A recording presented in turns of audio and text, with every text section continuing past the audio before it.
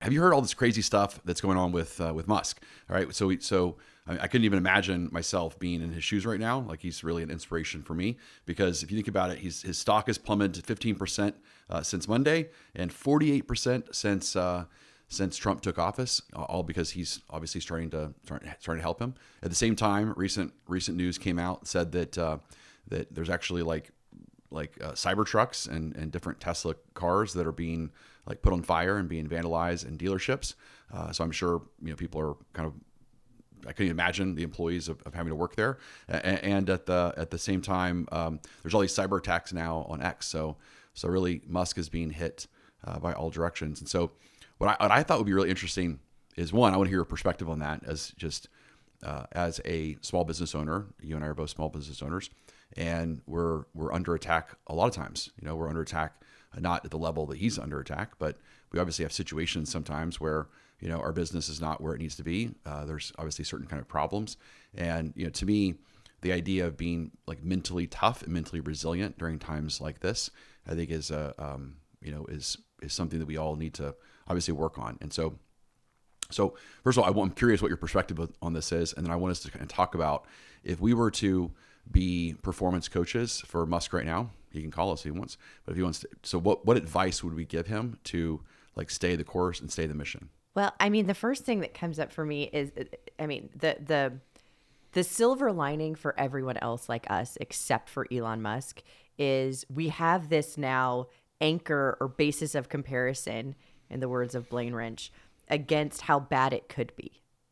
No one's setting our office on fire. Like, it makes you look at your own problems and go, okay, my problems really aren't that big. It's not that big of a deal, whatever I'm going through right now. So I think it is interesting to watch how he's going to handle it, because I think that can be an ongoing topic of if he is able to persevere and come through this. I started grinning as you were talking about this, because I remember years ago, this is like before Trump's first presidency.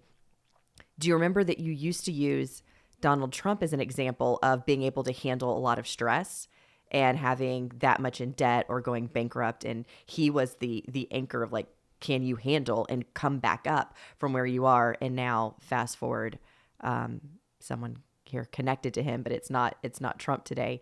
It's Musk. So I think for one, it always helps us to know that everything else that we're going through is not as big of a deal of that. And I've also heard it's not just the dealerships, it's people's personal cars are being attacked. I did not know that. That's crazy. Yeah, their cars in their driveways or in parking lots are being, like, now not set on fire like that, but keyed and damaged and things as well, which is just crazy to me. But for him right now, what would I would say is, one is, I'm almost thinking back to his own words. When he was buying Twitter, now X, I remember people saying, you could be losing billions of dollars right now. Like, it could just be gone and done. And it was remarkable to see how cool he was in that situation. I would not be cool in that situation, where he said, if the money's gone, the money's gone. I did what I knew I needed to do. And so regardless if you think it was a good decision for him or you like what he did with X, that mentality in itself of, I'm doing what I believe is right and what I believe that I should do. What if we all behaved that way?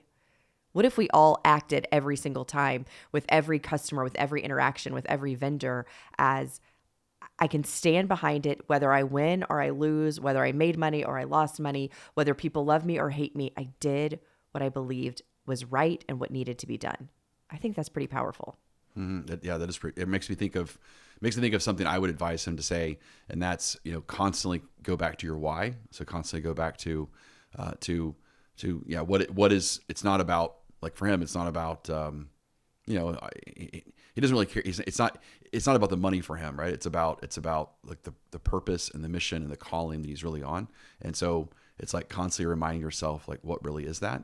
And I would say being very clear on that. And I think a lot of times as entrepreneurs and as salespeople and as leaders, I don't think we spend that time doing that. Like, I know, like today, for example, I did I had a leadership mindset kickoff webinar, seminar class with like 90 different leaders were on there. It was amazing.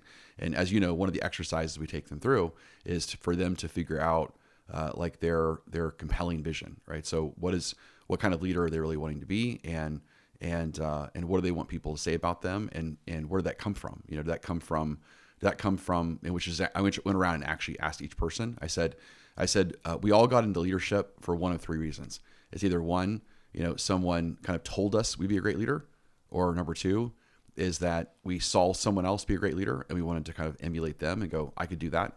Or number three is we rebelled and we experienced really bad leadership and we wanted to kind of rid the world of bad leadership. And so those are the three ways that we all are kind of called into leadership. And so I went around and asked each person, are you a leader today because someone said you should do this?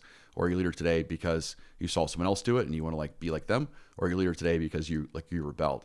But it was interesting for each person to have their own, that was their origin story of this was their thing.